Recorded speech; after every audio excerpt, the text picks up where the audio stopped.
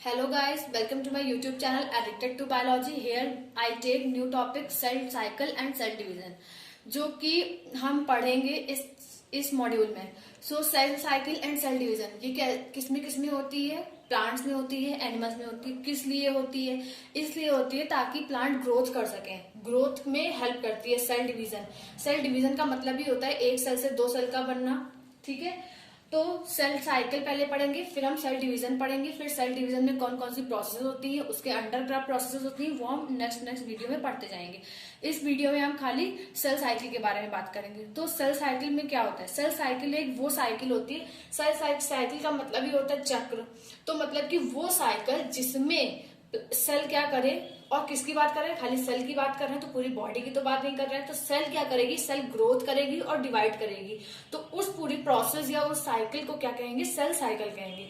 जिसमें सेल क्या करेगी? ग्रोथ करेगी. ये तो पहली क्या बात हुई? ग्रोथ. और देन क्या करेगी? डिवाइड करेगी. तो वो हमारी क्या हो जाएगी? Cell cycle. ठीक है, तो अब हम बात करते हैं कि सेल साइकिल में क्या क्या पार्ट्स होते हैं, या मतलब क्या क्या डिविजन हमने बना रखे हैं. तो हमने एक सर्कल ड्रॉ कर रखा है ऑलरेडी. अब हम देखेंगे इसमें क्या क्या फेजेस होती हैं. पहले तो एक सबसे शॉर्ट फेज क्या होती है? ये एक हमने ऐसे बना लिया. ये हमारी होती है एम फेज. ये हमारी क्या कहलाती है? M phase. फिर ये जो 95% पार्ट है वो 3 में डिवाइड होता है. पहला तो होता है G1. देन होता है S और फिर होता है G2. ये एम फेज हो गया, ये G1, ये G2 और ये G1, S और G2. ठीक है, अब ये 95% जिसमें ये क्या पार्ट होता है? इंटरफेस कहलाता है. ये एम फेज कहला गया और वो कौन सा फेज कहलाएगा? इंटरफेस कहलाएगा. इसको हम बोलेंगे इंटरफेस. इंटरफेस क्या करता है? अपने 95% पार्ट कॉन्ट्रीब्यूट करता है सेल साइकिल में. इंटरफेस के ही 3 पार्ट्स होते हैं. ये G1 हो गया, ये S हो गया और ये G2. ठीक है, एक और फेज होती है G0 जिसके बारे में अभी हम आपको बाद में बता देंगे. फिर G1 का मतलब G1 फेज मतलब गैप 1, S मतलब सिंथेसिस, G2 मतलब गैप 2 फेज. G1 में क्या क्या प्रोसेस होती है. अब इंटरफेस में क्या होगा? खाली हमारे प्लांट की सेल मतलब क्या करेगी? ग्रोथ करेगी. ग्रोथ मतलब कि प्रिपेयर होगी एम फेज के लिए, डिवीजन के लिए अपने आप को प्रिपेयर करेगी. तो G1 फेज में क्या होगा? सेल अपने आप को सिंथेसिस फेज में जाने के लिए प्रिपेयर करेगी. G1 फेज में क्या क्या प्रोसेस होंगी? इसमें होगा कि सेल में जितने भी ऑर्गेनल्स होते हैं वो क्या हो जाएंगे? डबलिंग करेंगे. ऑर्गेनल्स जो होंगे वो क्या होंगे? डबल होंगे. ठीक है, ऑर्गन डबलिंग करेंगे. और क्या होगा? और मेटाबॉलिकली एक्टिव हो जाएगी. G1 फेज में सेल क्या होगी? मेटाबॉलिकली एक्टिव हो जाएगी, क्योंकि उसे सिंथेसिस फेज में जाना है.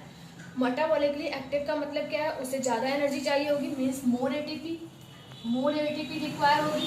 तो एटीपी कहाँ से आएगी? प्रोटीन से आएगी.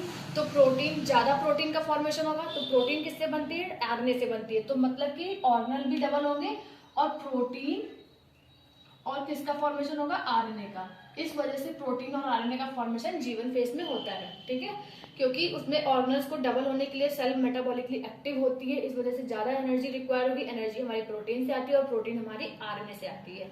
ठीक है, तो G1 फेज की हमने बात कर ली. अब S फेज का मतलब होता है सिंथेसिस. लेकिन किसकी? सिंथेसिस मतलब कि बनना. किसका बनना? डीएनए का. इसमें क्या होगा? डीएनए की डबलिंग हो जाएगी. डुप्लीकेशन ऑफ डीएनए या रेप्लिकेशन ऑफ डीएनए कहते हैं. ठीक है, डुप्लीकेशन ऑफ डीएनए. मैंने डुप्लीकेशन लिखा है, रेप्लिकेशन आप अपने आप भी कर सकते हैं. फिर इसमें क्या होगा? डुप्लीकेशन ऑफ डीएनए होगा. तो डुप्लीकेशन ऑफ डीएनए होता है. फिर एक क्या होता है? और इसमें क्या होता है? सेंट्रियोल का डुप्लीकेशन होता है. किसका होता है? सेंट्रियोल किसमें हेल्प करता है? सेंट्रियोल हमारे स्पिंडल फाइबर में हेल्प करता है.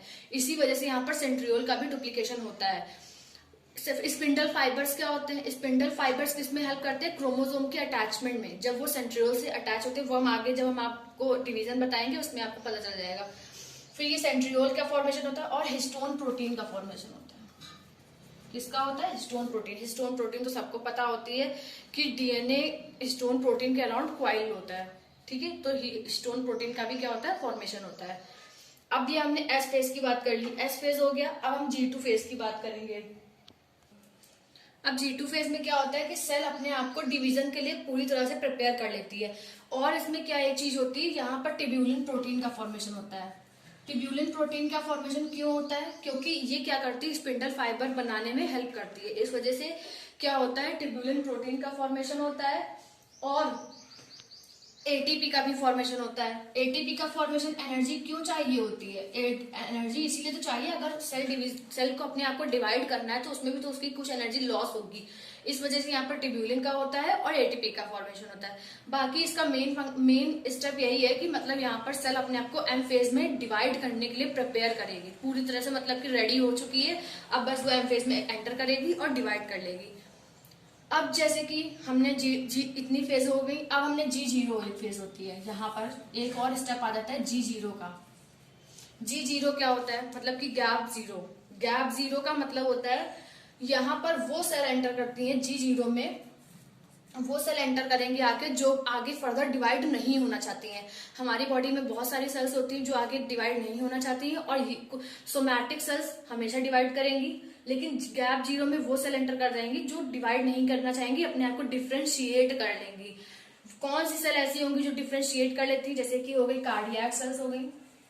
कार्डियक सेल, कार्डियक का मतलब होता है हार्ट। ये इतना, अगर हार्ट की सेल्स डिवाइड करती है तो हार्ट कितना बड़ा हो जाएगा, इसी वजह से ये G0 फेज में एंटर कर जाती है। इतना तो करेगी, ग्रोथ करेगी, बट क्या होगा, डिवीजन नहीं करेगी। और G0 फेज को क्या कहते हैं? क्विसेंट स्टेज कहते हैं। क्या कहते हैं? Quiescent stage. ठीक है, ये आकर के डिफरेंशिएट हो जाएगी और G0 फेज में जो आगे मतलब डिवाइड नहीं करेंगी वो G0 में चली जाएंगी।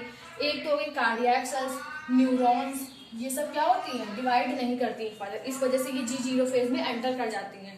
ठीक है, तो ये हो गई G0 फेज, जिसे हम क्विसेंट स्टेज भी कहते हैं। अब हमारा बात आती है एम फेज की। एम फेज सबसे छोटा होता है, ये बस 5% पार्ट ही कॉन्ट्रीब्यूट करता है सेल साइकिल में। इसको कंप्लीट होने के लिए खाली 1 आवर लगता है।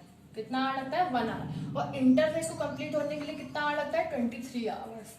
ठीक है, तो ये हमने क्या बात कर ली, सेल साइकिल। अब एम फेज के जो आगे होंगे स्टेप्स वो हम आपको बताएंगे। जैसे कि एम फेज में 4 स्टेप्स होते हैं, प्रोफेज, मेटाफेज, एनाफेज, टीलोफेज। ये प्रोफेज हो गया, मेटाफेज, एनाफेज और टीलोफेज। इसमें 4 स्टेप होते हैं। जब हम सेल डिवीजन पढ़ाएंगे उसमें फिर आपको बताएंगे कि ये स्टेप में क्या क्या प्रोसेस होती है, कैसे कैसे होती है। तो आई होप सो कि आपको सेल साइकिल पूरी समझ में आ गई हो। इसमें 2 फेज होती है main, M phase, interphase. And interphase में फर्दर 3 स्टेजेस होती हैं, G1, S, G2 and G0 ऐसे ही है, मतलब मैंने आपको बता दिया कैसी होती है। फिर एम फेज के ये 4 पार्ट्स होते हैं, वो जब मैं ये डिवीजन बताऊंगी। ये है this all about the cell cycle. Thank you.